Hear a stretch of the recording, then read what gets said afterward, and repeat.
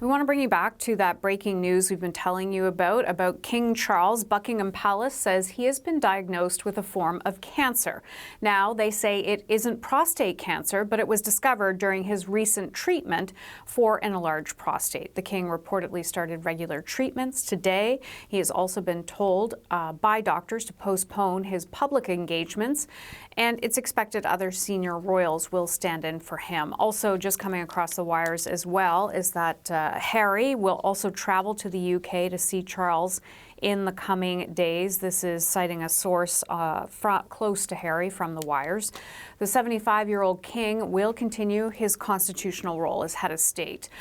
We now want to get into this a bit further with our Katie Nicholl. She is, of course, the royal editor with Vanity Fair magazine and joins us from London. Katie, a very big announcement from the palace. What do you know? Well, it's the third big health announcement out of the palace. Of course, we knew that the Princess of Wales has been in for abdominal surgery, discharged and recovering at home. The King had gone in for an enlarged prostate, at home, recovering. And while he was recovering, I'm told somewhat impatiently by sources close to him, he obviously received the very concerning diagnosis of a different type of cancer, or a type of cancer that was found somewhere else. We're told it's not prostate cancer. We don't know what it is. We may not ever know what it is, but it is going to require some treatment as an outpatient in London. And so he returned from Sandringham to London to commence this treatment today. May I ask, and you probably know better than I would, why they don't want to tell what type of cancer this would be?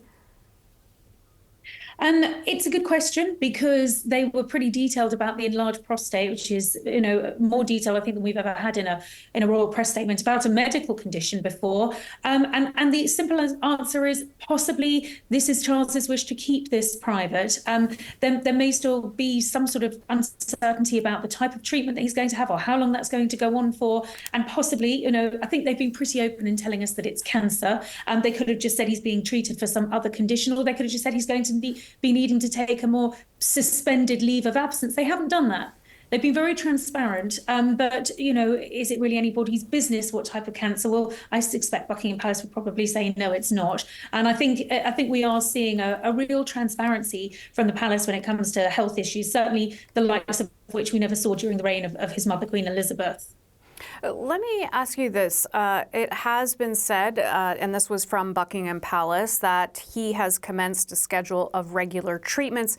You mentioned that he was frustrated with the announcement that he had cancer. Is there anything else you can tell us what you're hearing from your sources? No, I didn't say that. I didn't say that. I didn't say he was frustrated with the announcement he had cancer. I said that he was frustrated. He was getting a little bit frustrated recuperating at home. The sense that he was wanting to get better and up on his feet as quickly as possible, which he should have been able to do with that procedure he had with the enlarged prostate.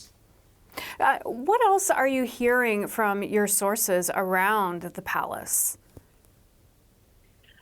Well, but obviously this is a concerning time. We've got a 75-year-old monarch diagnosed with cancer. A large prostate wasn't such a big problem. They're remaining positive and upbeat. And I think part of the reason they've actually announced that it is cancer is to break down some of that stigma around this disease. It's not the death sentence that it was perhaps at one point. He is receiving treatment. The prognosis looks good for that. And the king is, and his medical team are optimistic about it, but it is obviously going to be some time before he's back at work. And at this point in time, as you mentioned, Catherine was just in the hospital. Catherine, of course, the Princess of Wales, was in hospital. She has been released. What about the Prince of Wales? Will he have to pick up the duties for now the king, as well as, trying to take care of his wife and his kids? Well, my understanding is that more, of course, is going to fall to the Prince of Wales. I mean, he's having to step up to the plate ever since he has really, since the passing of his grandmother, and to support the monarch. But with the monarch down, yes, of course, that does fall to Prince William. But he's got to juggle that with a young family, with a wife who's still going through recovery. Don't forget, we've got the Duke and Duchess of Edinburgh. We've got Princess Anne. We've got the Queen, who's stepped out and been incredibly busy in the past week. And I'm told that the king is doing light desk work and is continuing with his constitutional duties. What he's not going to be able to do is any public outward facing duties. That's clearly going to be too much for him while he undergoes this treatment as an outpatient. Now, we have seen come across the wires, Katie, that Harry will travel to the UK to see Charles in the coming days. What does this state to you? In particular, we know that there has been fractures within the family for a while. Well, when someone in the family is seriously ill, I think you put the family rift aside. And I think there has been a thawing of relations between Charles and his son. There has been contact that sort of started around November last year with the King's birthday. And I'm told it's continued. And certainly Harry will have been concerned when he went in for that initial treatment. So I think it's absolutely right that Harry is coming over. Don't forget, he didn't make it in time with his grandmother. I'm not suggesting in any way that we're in any situation like that at all. The point is he wants to be there for his father. Is there anything we should expect to watch from the palace in the coming hours and in the coming days? What will you be watching for? Well, I don't think we're going to get a sort of running commentary on this treatment, when it's going to finish, or anything else. I think the next we'll hear is when the King hopes to start undertaking public duties. And of course, we simply don't know how long that's going to be. So I think we'll be seeing, the royals that stand in regularly as substitutes being extra busy over the coming days, weeks, and possibly months. Yeah, absolutely. And then just the feeling in Britain when they hear news like this.